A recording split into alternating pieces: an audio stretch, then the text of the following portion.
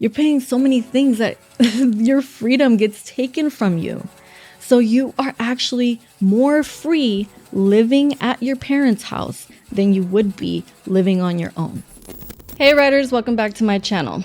So you want to move out. You're ready to move out. You want to live on your own. You have to do these things before you move out. Okay, this is advice that I would give my own children. I really think that you have to be prepared. And what do I mean by prepared? Not just mentally and monetarily. You have to have a plan. You have to look ahead and look kind of like a bird's eye view where you see everything. Sometimes people think, oh, I just need to save enough, first and last month's rent and a deposit and I'm ready to move out.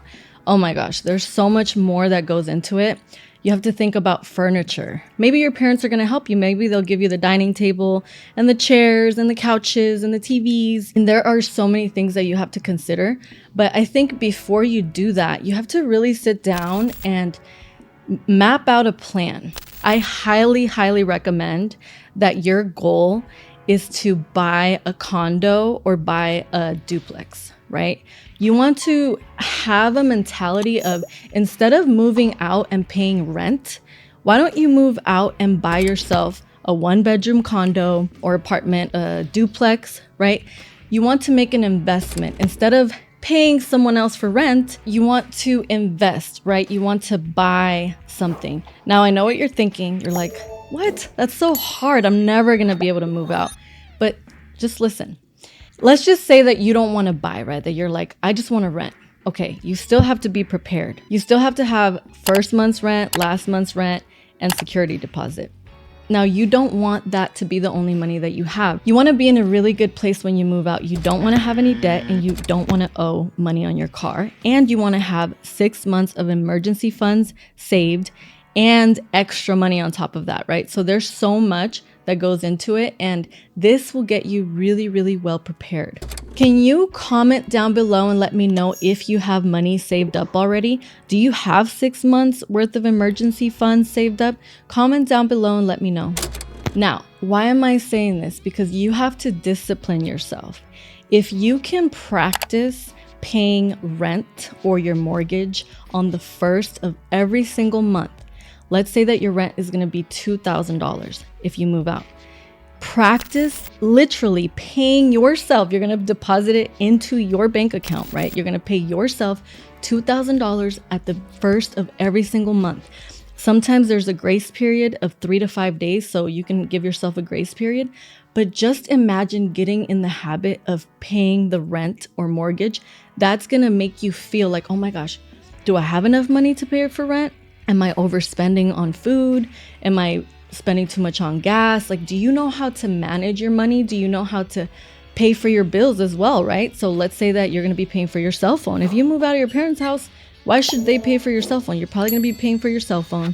You're going to be paying for your car insurance. You're going to be paying for your internet, right? There's so many things that you're going to pay for on your own. You should even ask your parents, hey, what bills do you pay that I'm going to have to pay? And what's the average? That way you know, like, okay, I'm going to spend on electricity. I'm going to spend on gas. I'm going to spend on cable, YouTube, whatever it is that your subscriptions are, and pay that every single month. Pay yourself in a savings account. Open up a new bank account and send the money to that bank account. When you get paid, you send the money to this separate bank account that you don't touch, that you don't see, that you have to make it hard for yourself to get the money out. You can't just spend it. You don't have the card ready to swipe. It's an account where you can only withdraw if you go to the bank. I mean, there's specific accounts like this that you can have. So imagine if you're doing that and you're paying rent and paying all these bills to yourself, the amount of money that you can save. Instead of moving out right away, in a year or two, you will have more than enough to put down on a house or a condo or whatever it is that you want to buy. Or let's just say that you're like, no, I'm not going to buy. It's just too much. Even in 1 year, when you are ready to move out, you will be ahead of most people because most people have debt. They owe for a car. They just don't know how to manage their money. They don't understand what it's really like to live on their own.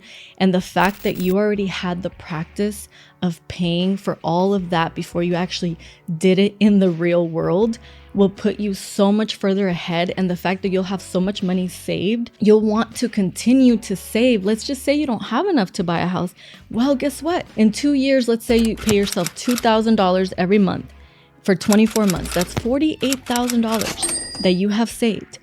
And that doesn't even include bills and all the other stuff, right? So if you have $50,000 saved and you move out, guess what? Another year and you can actually buy your own house or whatever. Maybe you end up getting married and your spouse also has money saved. You put your money together and you buy something.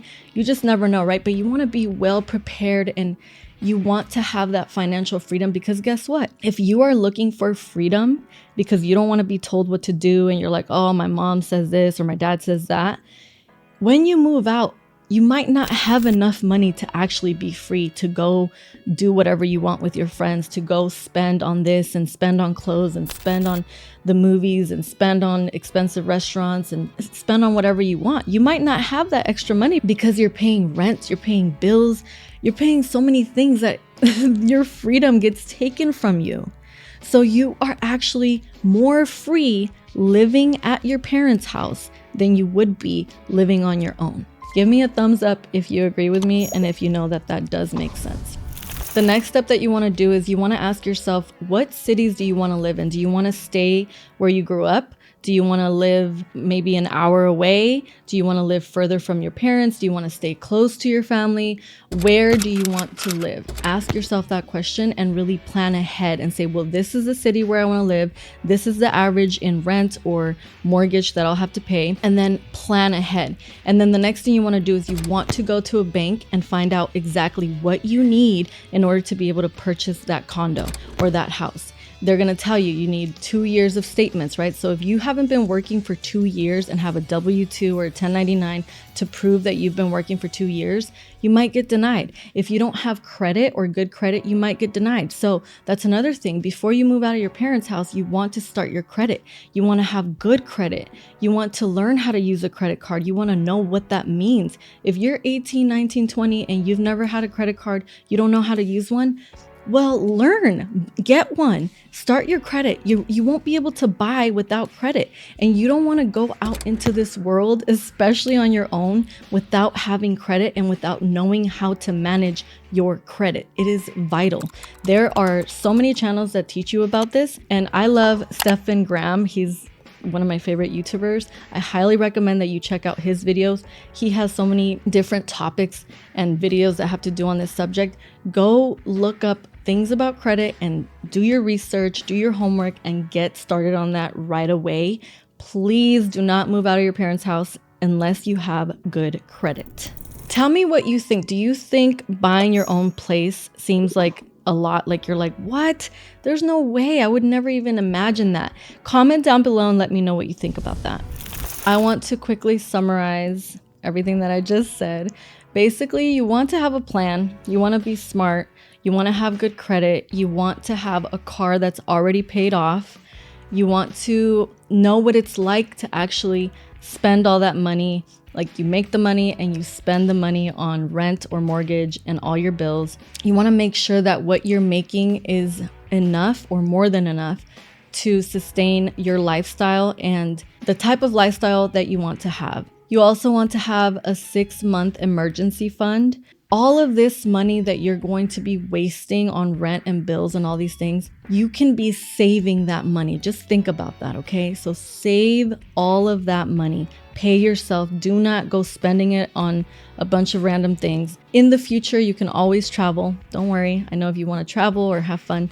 I'm not saying don't do that because I don't want you to get it twisted. You should definitely live while you're trying to save to move out, okay? Have fun. Don't be so uptight. Don't take it too serious.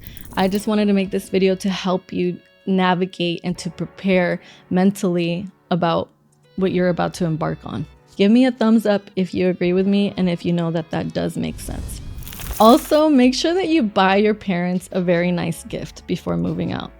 I mean, they have supported you and they have helped you throughout your whole life, and it'd be nice for you to even give them a thank you card and some flowers or something and thanking them for everything that they've done for you. And when you finally move out, you're like, here you go, give them a little gift. And I don't know, I think that would just be really sweet. Give me a thumbs up if you agree with me. So if you have any questions or comments, comment down below, let me know, and I will see you in my next video. Besitos.